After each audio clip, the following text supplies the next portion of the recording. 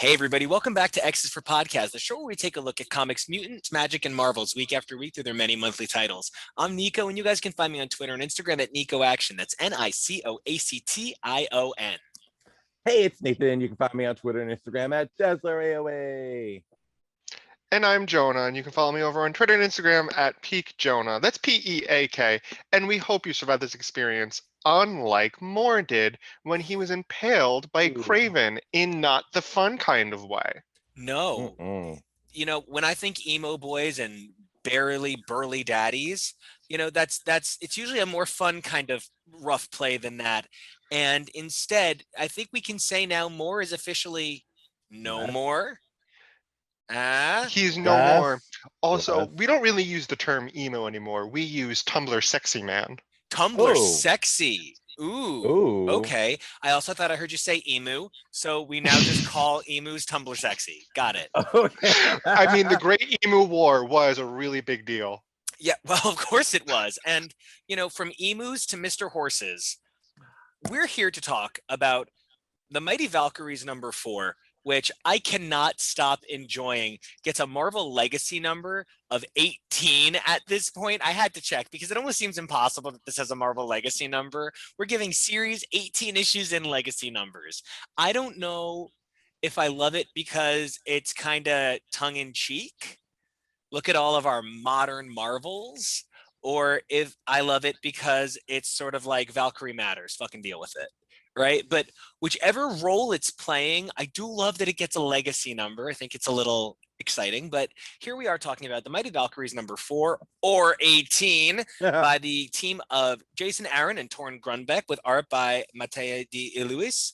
And then we have the Runa story, whose writer was just Torn Grunbeck, who I would love to have on just so he could tell us how bad we are at pronouncing these titles, right?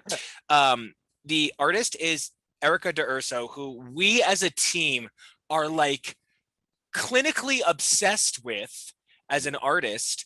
And her colorist is the incredible Marcio Menez, right? And there are a ton of additional people on this title, a number of variant cover artists, but of course, I just want to put it out there for the amazing lettering of VC's Joe Sabino. The lettering on this book does a lot of heavy lifting. And I think I want to start with my snide little comment about legacy numbers, guys. How do you guys feel about this book having such an impressive identity that they're already giving it a legacy number, like saying chain these minis together? I think it's great that they want to put that emphasis on the characters. I think it's great that they want to make Jane important, that they want to lift Runa up to that level. I think to have a legacy numbering at 18 is sort of ridiculous. It's like, okay, come on, guys. So, I'm guessing that takes the Valkyrie series, the Return of the Valkyries, and the Mighty Valkyries, and squishes them all into the same thing. Which, I mean, makes sense. They're all basically the same. And Valkyrie. Oh, Valkyrie. Yeah. Jane Foster Valkyrie, Jane which Foster ran Valkyrie, 10 issues. So they're kind of chaining this all to Valkyrie. So, I mean, it's cool to know there have been 18 stories of Jane Foster's Valkyrie, but is it really necessary for 18? Can we count on our own? Could we have waited till 25? Yeah, that'd been a better, cooler number. Now, Jonah, what do you think? You've been a little silent weighing in on this legacy number debate that myself and Josh constantly bring up for no reason, like it adds anything to the discussion at all. I'm talking about essentially the way you put it in a filing cabinet, and we're so heated about it. How do you, as somebody who has no actual, I got so emotional, I fucked up my headset. How do you, as someone who really wasn't a part of the legacy issues that we are so obsessed getting their due to, how does it feel that you see something like that? Is that just more confusing than it is helpful? Check, Jonah. It's a little more confusing than it is helpful for me, more so in the sense that I don't know if it really adds anything for me in the sense of, well, it's just a legacy number. Like the number itself doesn't mean anything. I think the more important thing is that they're trying to say like, hey, these are all connected. So if you're reading this, maybe you should go back and read this. Maybe you should Mm. go and read this in the future. And that part is absolutely fine, especially when this kind of is the exact same story continued, just with a different title. See Cable and then Cable, was it Reloaded? Yeah. Yeah. Um, so like it's absolutely fine to connect everything. I just don't know if the legacy number has any bearing on anything actually. Also, much as I like the number 18, it's just a weird number. Like it's a weird like usual standard numbers you like are like good ones for anything is like you end at a 0 or a 5. Like when you're turning up the volume on something on like a Yeah. TV. And I'm with you on that, right? There's things that like I want certain things in multiples of 4 and certain things in multiples of 3. I think the legacy numbers have been on the covers since 16. Might Mhm. have been 15. I like the idea that they're chaining these stories together, but I almost feel, and I understand that I keep making these grand pronouncements for Marvel editorial, that these editors who are underpaid, underappreciated, underrepresented, and underserved in the community, I make all of these grand pronouncements about what they should be doing with all of that. But perhaps Marvel could find room to pay someone to chain together those Marvel legacy cards that said what built the legacy numbering that came out a number of years ago. Maybe keep them a little bit more up to date, have a QR code, and just boop, and you can get that legacy Mm. checklist.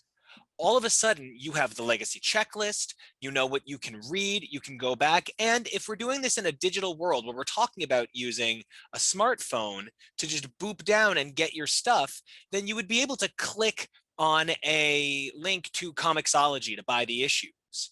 And I feel like we are at a point where things like legacy numbering should have a value.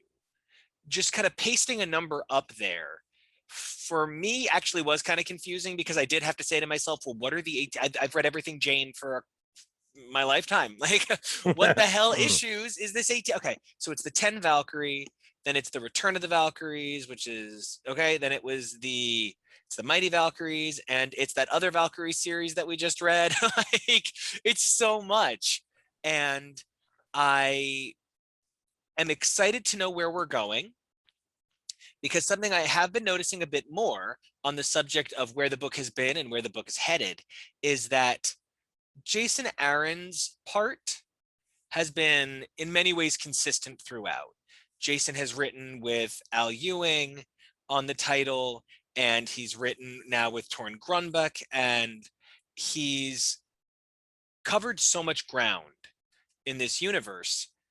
But I feel as though perhaps, not that his interest is waning, even if it were, he's been on Thor since like 2013. Who could blame him for losing a little interest? But I feel as though I see Aaron kind of pulling back and perhaps Mm. handing the title to Torrin Grunbuck in some ways. I don't feel that necessarily Aaron's design isn't all over it, because it is, but I do feel like the Runa story, which deserves the amount of time it's getting, is starting to maybe overwhelm the Jane story in a lot of ways. Does anybody else feel like perhaps this is a point of transition for not just these characters, but maybe the title itself? Because it's starting to feel to me like it's going somewhere different, and I'm into it, but it's noticeable. Um, the, the thing that worries me with this is if the last issue, if the Jane story has to go mainly to Asgard, where as in this issue they set up Runa's story to mainly be the Asgard proper story and the with the different art, and whereas before it was her going to these cool planets. Like, yeah, I think that the Runa storyline and type of art might overtake actual Jane story in it. For me, I think the problem stems from they're very isolated in the two stories they're trying to tell. Runa and Jane are operating under different missions and doing different things. I've also found that when they're in panels together and they are interacting, there isn't too much chemistry, and I kind of get that in the sense that they don't really know each other. They're not really supposed to be best buddies. They're not besties yet, but they are both Valkyries, and that is a very bonding experience that anyone should go through. That I think should warrant a little more friendliness and camaraderie, where they understand where the other one is coming from because they both gone through the exact same thing. They are the same thing. They're both Valkyries, so it's just something that I've noticed that I think is where the problem lies, where you have these two characters competing for the main character of this title, and they're running on different stories where one might get something a little more interesting. And I really agree with everything you're saying there, that they felt like they were on very different paths. And then there was kind of a sort of, for something that's supposed to be a sisterhood, something that's so sororal, I didn't feel a lot of sisterhood between them. Yeah. And I apologize that while you guys were speaking, it probably looked like I was turning into a ghost repeatedly.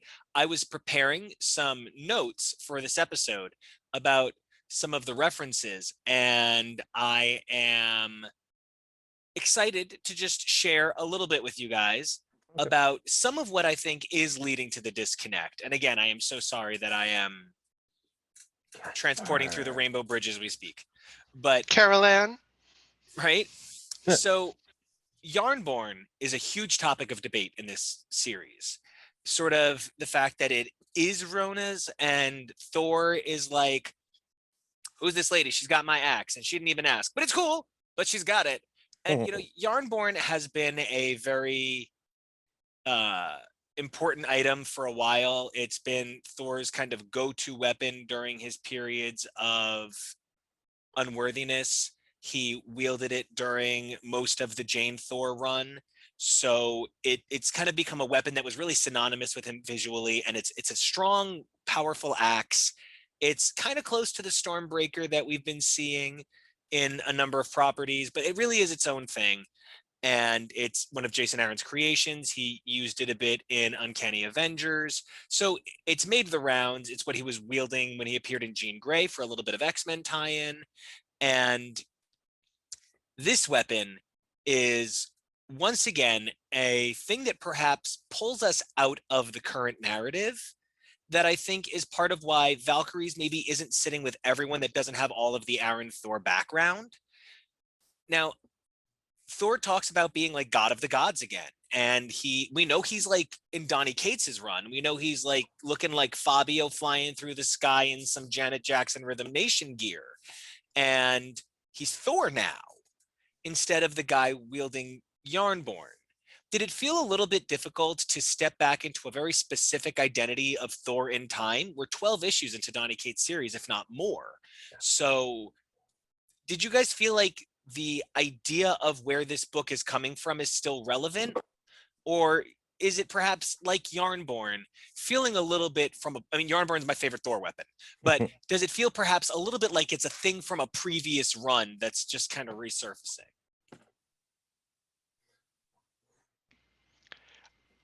For me personally, um, there isn't too much in that shift of identities for me because I haven't read a lot of Thor. So if you give me a Thor, I just understand it as, okay, that's just Thor. I don't know a lot of him as the son of Odin and being not all father. As of right now, this is probably the most Thor I've ever read, except for that time where he was in, I want to say he was in Contest of Champions. Or Or Secret Secret Wars. Wars, Secret Wars. one of He was them. in Yeah, Secret yeah, Wars. Um, so that's like the extent of how much I actually know about comic book Thor. So it's not too much for me to really buy into Thor's role as the All Father and Sif being his Heimdall of the Gatekeeper. Do you hold the key? I don't know why I was thinking of Sigourney Weaver in Ghostbusters, but like that's where my brain went. There's never a bad time to reference Sigourney no, Weaver. never. No, never.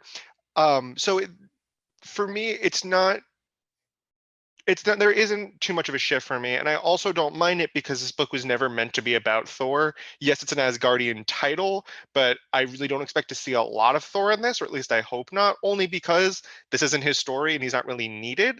He's a cool character, and obviously, I saw a tweet once where someone said Thor might not be your favorite, but he's everybody loves him. I'm like, yeah, you Okay. kind of really, Yeah. there really isn't too much to dislike about Thor. I think he's just he's a very wholesome himbo bro. He's the leader of the frat that's actually like the most respectable frat at the university.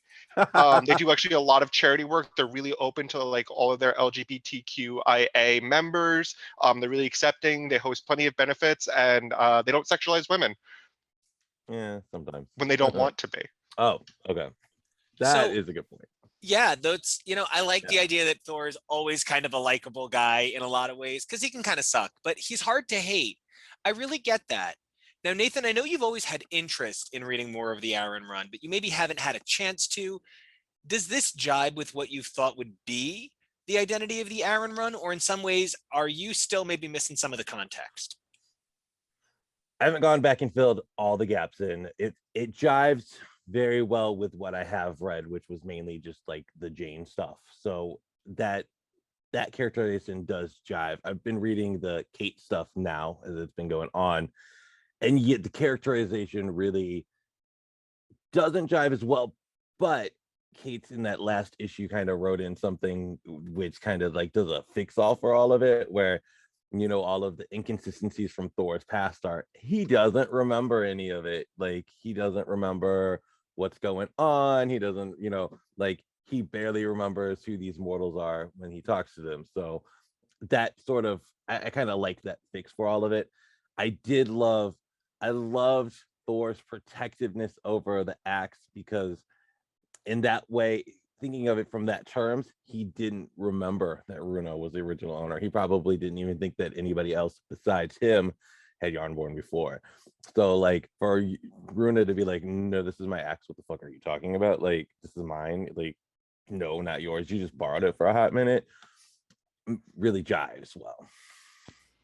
And I like that she's even like, oh, and he was kind enough to use it well in the time and, God blood stain it and stuff. And it was, we knew that it was forged by dwarves and we knew that it was in the Asgardian armory. That's what we knew of it. And it is a thing that came into being in recent years, but there were some references to some things that came out a much longer time ago. So one of the things that helps distinguish the era of Runa the Valkyrie from, Brunhilde or from Jane is Runa clarifies she served under Bor Borisson, which is Odin's father, right? And the joke is always if you think Odin's tough on Thor, you should have seen Bor on Odin. And I wanted to do a little research because I, like many people, know Bor best from JMS's Thor, issues 7 and 12 from May 2008 and January 2009. I was curious if Bor had appeared prior to that.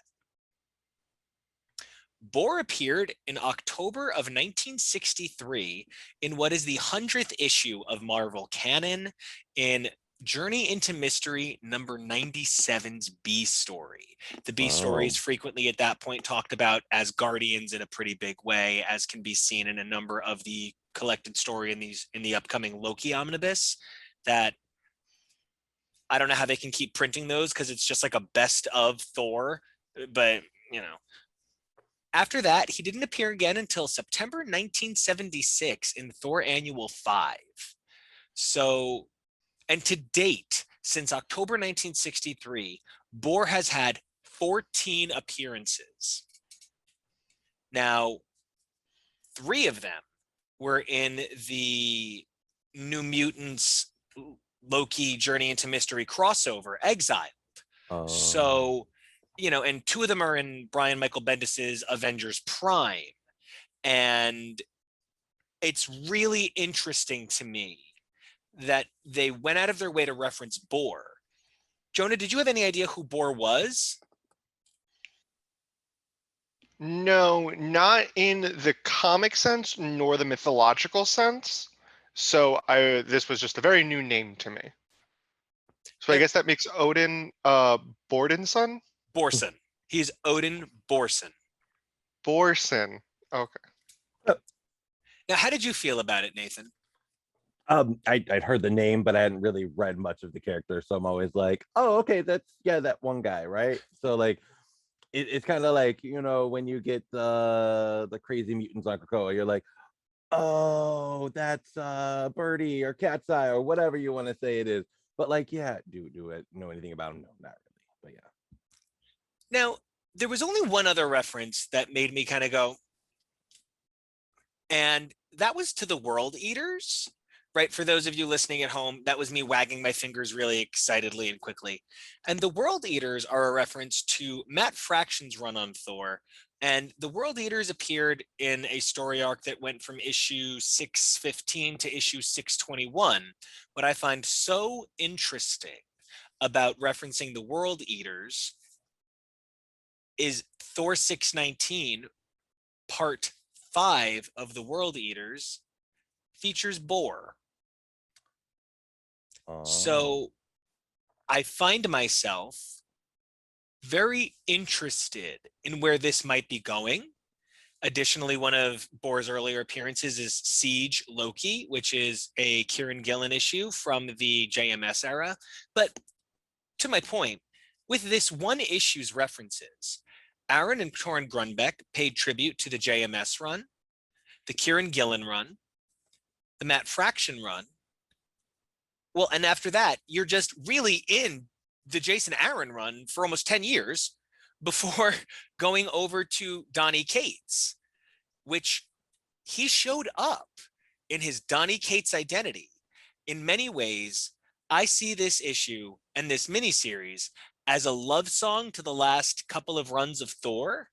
And I have all of that context. It makes it pretty easy for me to be amazed by this. Jonah, you don't really have much context at all, whereas Nathan, you have some of the context. I think when you're reading a love song to a period like this, you do wind up in a very specifically, it's for one group only kind of thing. How do you guys feel about the accessibility of this title as a whole? I think as somebody who's read everything, this is a beautiful continuation of the things I love. But how do you guys feel with less experience? Oh, you go. Okay. I was gonna say, you know, with any love song, right? If you to an era like that, if you've read everything, you're gonna get all the little nods, all the little in jokes, all the little winks, and you're gonna be like, oh my god, yeah, they brought up so and so. But even my mid-range knowledge of that era, like I'm like, this is great. This makes me want to go back and more and be able to get all of those little in jokes because it's so well presented. It's lovingly love song the era. It's not like, hey, let's just throw together some like crap. It is not that at all. It's really well done. Art's beautiful. It's something that's gonna make, if you read this and you like this, you're gonna want to go back and reread all of that. I think I have like a little bit of a different opinion. It more so, from my perspective, a lot of the context of what makes this even better, I feel locked out of because I don't know it. And I don't know if that's fully fair to new readers to have them feel like they're at a big disadvantage because they didn't read everything beforehand. And not that it's a lot, but it's more so in the sense of it kind of feels like I'm outside of the joke. It feels like everyone's able to laugh at something, but I don't understand the context of it. So how do I get to laugh at it and how do I get to enjoy it? There's still things about this story that can make it stand alone, but the love song without a lot of proper explaining, if you're just going to do it as an homage in a sense, you're going to miss out on a couple of people who might not want to go back because they want to read what's happening now and they want to be able to understand what's happening now. You know, I agree with you because I do sometimes worry about the accessibility of work. I think it's a terrific book and I think it builds in a way that we don't really get to see books build. And maybe that is why the legacy numbering is there. But you said that it's not a lot to read. I think you're being kind because I beg to differ. You need to read the first 25 issues of Thor God of Thunder, plus the appropriate Original Sin 5-issue miniseries. You would benefit from reading the body of Original Sin, but I don't think it's super necessary. However, Abuelit does show back up during the Jane Thor era. You then need to read the 9 issues that surmise the Thor run. Then it's Secret Wars with Thor's. You could skip Secret Wars, but then Thor's is harder to follow.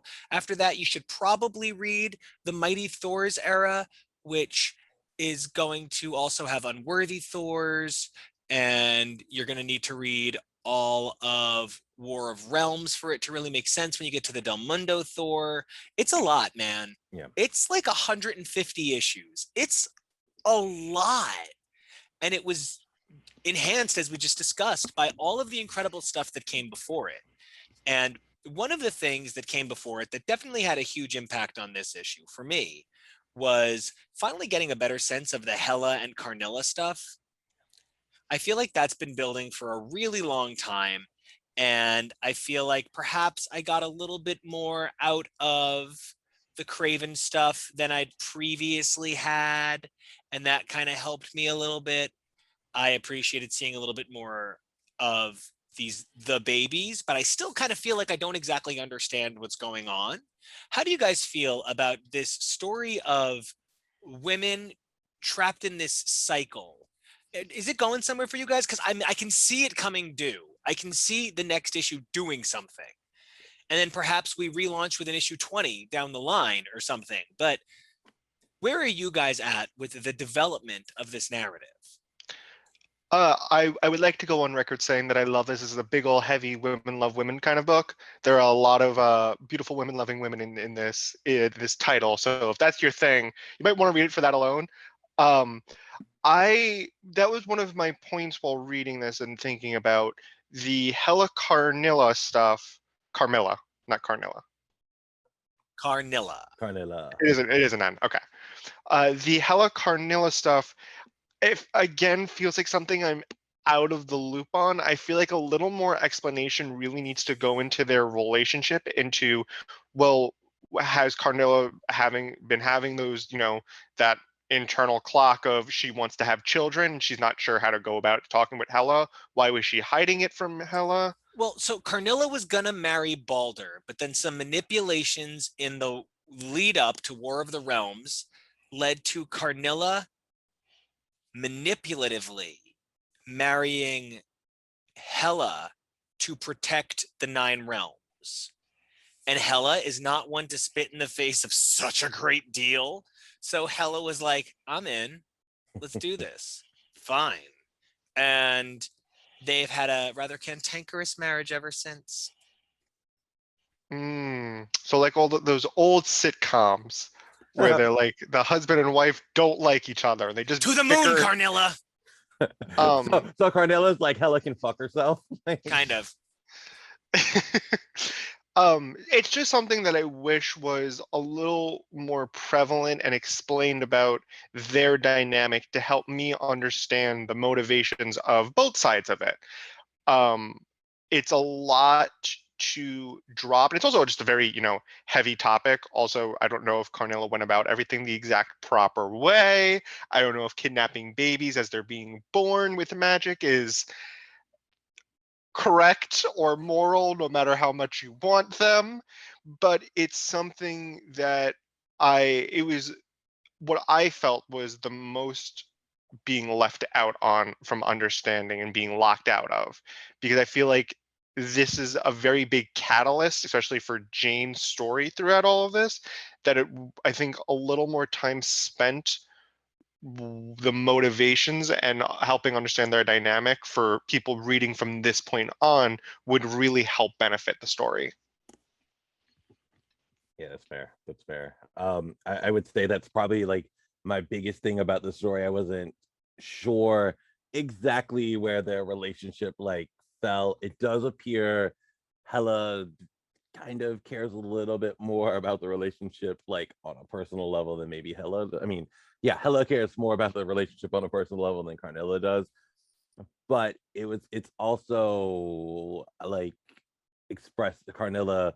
Obviously, I think, like you said, Jonah is wanting children, is wanting life to grow in this place where life comes to end in hell, not to grow and be created. So I think there's just like it's really shining a light on that problem of their relationship. I also think it's interesting how this week this issue came out. Marvel also came out with a symbiote Spider-Man, which features Carnilla in it in her like classic look and classic regalia. So I think it's interesting if Marvel is going to try to push these two characters more to the forefront of the Thor mythos than they've been presented as lately. Yeah, and hearing that Carnilla appeared in this symbiote Spider-Man looking all kinds of wrong is a little interesting. It makes me wonder if perhaps that comes at the end of this arc, and maybe we see a change for Carnilla. Well, symbiote Spider-Man in the last run and arc featured like I picked it up because I was like, oh my god, it's Captain Marvel, it's Monica Rambeau. So like the continuity and where it falls exactly is very past driven. So it's like Carnilla's just appearing. Yeah, Carnilla's just Like appearing. the flashback-ish. Okay. Yeah. Okay. That's really interesting. Yeah, then I wonder if we're going to see her perhaps in Love and Thunder, or maybe in whatever follows Love and Thunder. I perhaps didn't expect to see a particular person getting a movie following Love and Thunder again. When Craven showed back up and stabbed Moore. So Moore has this emotional epiphany, and he's suddenly a decent Tom Hiddleston lookalike, and he gets stabbed through the chest. And the thing, I mean, like, I'm not trying to be like a guy about it or anything, and I mean like that guy about it more than anything. But where is everybody heading again? Hell. So where is Moore about to go? Hell is actually dead. So if he's, I mean, like, he's just about to go meet his buddies. Like, he just took the express train. Speed run to meet your friends in the afterlife. Right? I just gotta zip to hell real quick. And I don't know. I kind of feel like that's where it has to go. He's got to just be like, hey guys, I'm down here now. And no, he has to go, oh, I'm a wolf. Oh, I'm a dead wolf. Hey. I mean, unless because I don't think he's going to. They are going to Valhalla. I don't think they're going to Valhalla. So I don't think he's going to Valhalla either. Valhalla at your girl. Valhalla at your boy in hell. Valhalla back girl. So, how did you guys feel about Moore finally being like, I don't know, he was finally a person. He was finally a person. And like somebody caring about him showed him love. And okay. So my name is Nicholas Joseph, legally speaking. So I have some affection for Nicholas Joseph Fury, codenamed Aquarius. As an Aquarius, I love me some Nick Fury. I love me classic Steranko Nick Fury. I love Ultimate Universe Nick Fury. I love Sam Jackson Nick Fury. And I love Nick Fury's hot black son, Nick Fury. I love him too. And I saw Marvel put so much behind him and then say, fuck it, it didn't work. That was when they were doing Battle Scars and the Fearless Defenders. Speaking of, Valkyries, and it wound up not working out for anybody. And, we've seen a much larger reinterpretation of classic Nick Fury in the last couple of years. And I really do think that there is something worth attempting to create a version in the comics that reflects the version in the films.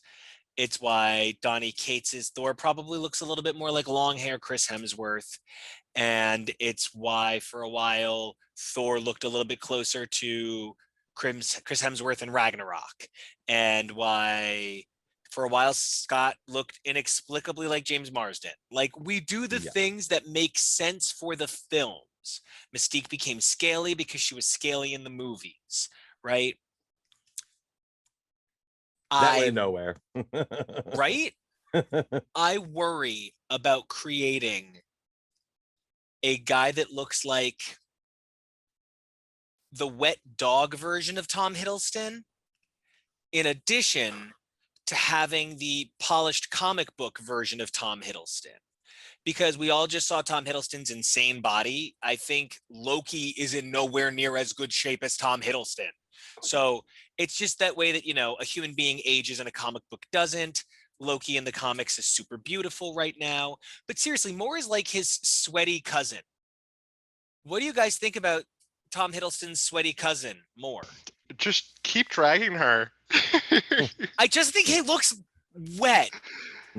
Yeah, I'm not someone. This is to everyone out there. I do not like wet, slick back hair. It's not my kind of style. So it's something I used to do in middle school, and that's just every time I think of it. And no bueno. Oh. It did not look good back when I was in middle school, and I don't know if it looks good on everybody now. You and me, kiddo.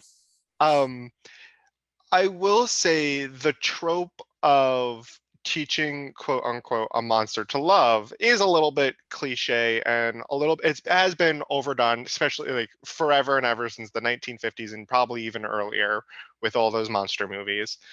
But I actually really did appreciate the dynamic and chemistry between Moore and Jane. I hate to say this, it's actually a lot more interesting than it was with Runa. And I kind of wish that they had two separate titles of doing two separate Valkyrie things that maybe like intersected. But this one was about Jane teaching Moore how to be like A person? human and Yeah. empathy and like have Yeah. emotions. Their dynamic actually worked a lot better than I was not only expecting, but just it felt like a much better duo to have in a title than what they set up for who should be the two Yeah. characters to have the chemistry. Yeah, I'd agree. Like Moore and Jane, they had some amazing chemistry. Like even in that first battle fight scene, like you could tell that Jane really took a shining to them, that they were really like, oh my gosh, you are not the monster you seem to be, which, yeah, you're right, is a really tired trope, but it's compelling. So that's why it keeps getting revisited, right? Runa and Jane, like you're saying, they don't really have that sort of like Runa's more like, get out of my way. I want to like flirt with your hot friend kind of thing. And I don't think Runa has that desire to be in that sisterhood of Valkyries like it's always has been presented to us in the past. I think Runa, she's like, nope, I'm done. I did it before. It's not my thing anymore. So. And I no. actually have a Please do. and maybe now thinking about it, it's very similar to this idea of old guard versus new guard, of people who have paved the way and done stuff before versus the people who've, come into it later and are now doing it. And not that there's a disrespect from one end to the other, but there are times where the older guard do things in an established certain way and they are set in their ways where they don't really care for the new guard. They don't like the way that the new guard would do things, so they would it's their, you play by your own rules, but if you're not playing by their rules, they don't think you're doing exactly what they're doing. So it might be a commentary on that, and maybe they're not supposed to be friends or sisters, but it feels like there are hints of it, so I'm confused. And I think we might see a new job for one of them. If one of them became the Queen of Hell, I wouldn't be surprised. Angela was Queen of Hell for a little bit. They made a weird decision in making Hela Angela in the movies. That was kind of a weird move, and it kind of changes the dynamic of how that interacts with the comics now in a lot of meaningful ways. So I wonder if maybe we'll see Runa as Queen of Hell and Jane continue to be Valkyrie. Of course, there is the moment we need to talk about now. Did everybody else see that fucking Pokemon looking nonsense? Be like, I'm gonna eat you, Hela? And Hela was like, what? So we have a big old dino, and big old dino is all chomp chomp, and I'm not sure what's happening. Is this a deeper hell? Did Runa coming back bring some other kind of hell with her? Is there some alternate darker hell? Is there a 10th or 11th or 12th realm that we need to worry about? What does this dino dragon mean? And what is it meant to look like? Because it's kind of got some flashes, perhaps, of some King in Black stuff, but I don't think we're supposed to think it's one of those dragons. So what is this dragon? I don't see anything about it on any of the sites I've checked. I racked my brain. Is this a Thor thing I'm just not thinking of? But I don't see anything. So who is this dragon, and what is he here for? Do you guys have any thoughts?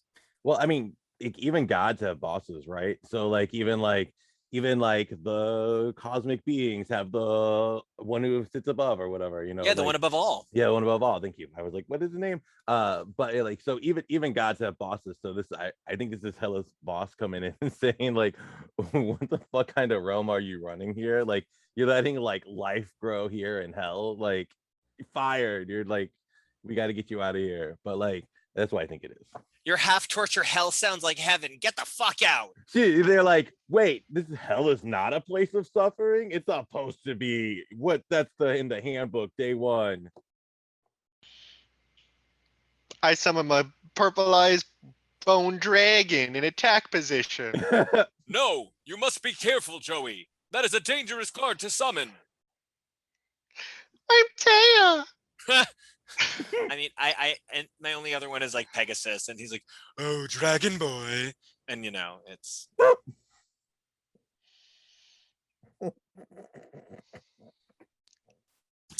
save us. It did kind of like, didn't they do something like that in New Mutants though? Like with the whole second Valkyrie arc, like I seem to remember like some big dragon, but it might have just been Hela's pet. So maybe I'm misremembering that. Well, I guess we all got to do some homework now. Jonah, what do you think about this dragon in general, other than the fact that it's very Yu-Gi-Oh?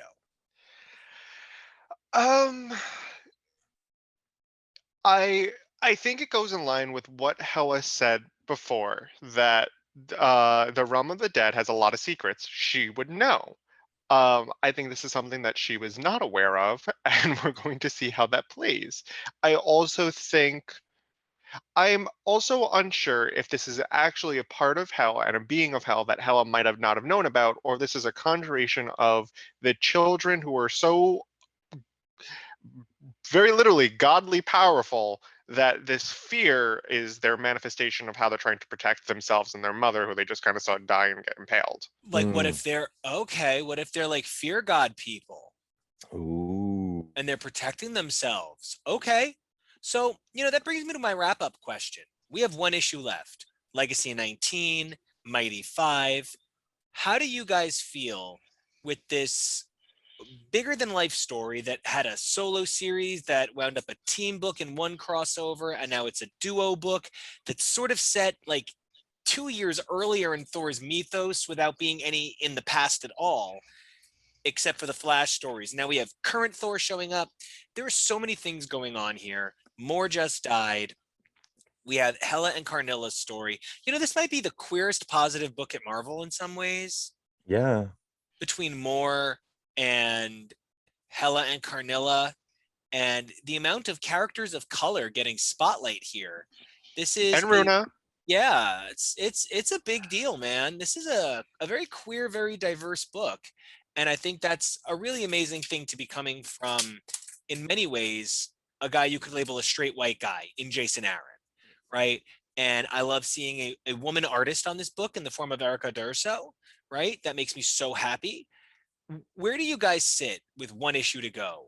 What's your vibe, knowing that we have 20 pages to possibly wrap this up, maybe till after Love and Thunder? I think that they have a lot of work ahead of them to wrap everything up neatly enough. It doesn't have to be a clean, um, packaging as they would have to on the freeform show Rap Battle. It's more of the sense of, even if it's not wrapped up neatly, you can still set yourself up for titles later in the future for somebody to pick up.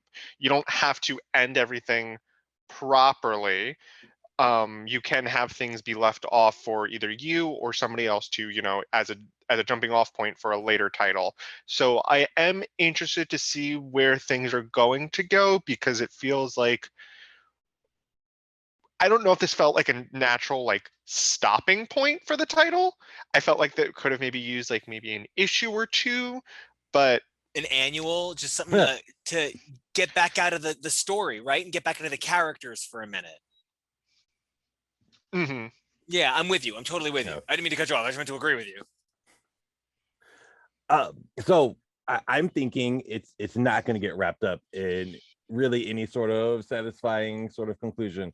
Like, if you think about love songs for eras, right, which is what we're saying this is, right? So if you think of like Doctor Who, right? Think of episode Turn Left. It was sort of a love song of the Tennant era where they went through all of that stuff. There's something on your back. But it's a total love song for the Tennant era, right? So like, when you think of love songs, they don't really wrap everything up. They might present it in a way that you can move forward to get to the wrap up, but they don't really wrap the stuff up. So I think we're gonna probably in this next issue get maybe not a conclusion even to the Hell arc, but we might find out more of this to set it up for a future story. I think we're going to get some idea of the direction Runa is going to go into, which will probably have something to do with taking care of Hell or whatever. But I don't think we're going to get a neat wrap up or really a satisfying conclusion. I think they're really setting this up for something else. And if you do try to wrap it up in one issue, there's way too many loose ends to like even try. And they're both women that we want to see thrive in the next couple of films. We want to see Tessa Thompson and we want to see Natalie Portman, because we want to see Jane Foster and we want to see Runa the Valkyrie. So I feel like we find ourselves in a really precarious situation where I don't know that I even want to see it wrap up. Like, I would love to see the Valkyrie book just keep going as a partner book to Thor, kind of doing something completely different than Thor. Too often when you have a main character and a side character, the side character is just the support title that deals with the main character's fall off. But I would rather see Valkyrie be its own thing in the world of Thor while Thor continues being his own thing. And I would love another 6-issue series so we could get to Legacy 25, and that would feel good. And then a 5-issue series the year later to get us to 30. I don't know that I need them to keep trying ongoings. I maybe like the idea that Marvel could keep Legacy numbers going and cycle miniseries. It would allow you to do a Jane miniseries, followed by a Runa miniseries, followed by them together, followed by an annual. You've got room. Most people buy their comics by content, not by title these days. They come in and ask for X-Men. They're not like, oh, I'm going to stop at X-Men 21. They hear, oh, there's an X-Men #1 with most of the same team. It got set up in X-Men 21. I'll check it out. People don't break from characters the same way they used to. So that's, I think, my hope for this title, that it at least keeps going in some capacity. Oh, I had a thought. What if the title is setting it up so, I know they've already tried this before with Fearless Defenders, but what if it's setting it up so that Jane and Runa have to try to recreate the Valkyrie core? I would love it. I mean, and I think the smartest thing to do would be take women from the Marvel universe that already would benefit from that. I don't want to see Vita lose Dani because they're doing such a great job with her. But I think Dani and Runa and Jane and Sif and Zarda on there. No, I'm just kidding. Just any one more person. Why not Zarda? Jason Aaron's connected to this book. That's a dangerous character that would take it in the wrong direction. That would give us a person who maybe isn't a great Valkyrie, but is a great character in Valkyries. So I would love that personally. Hey guys, if you like that cut from Xi4p Podcast, you'll be sure to like some of our other materials. So don't forget to like, subscribe, and check out these other amazing videos here at Xi4p Podcast.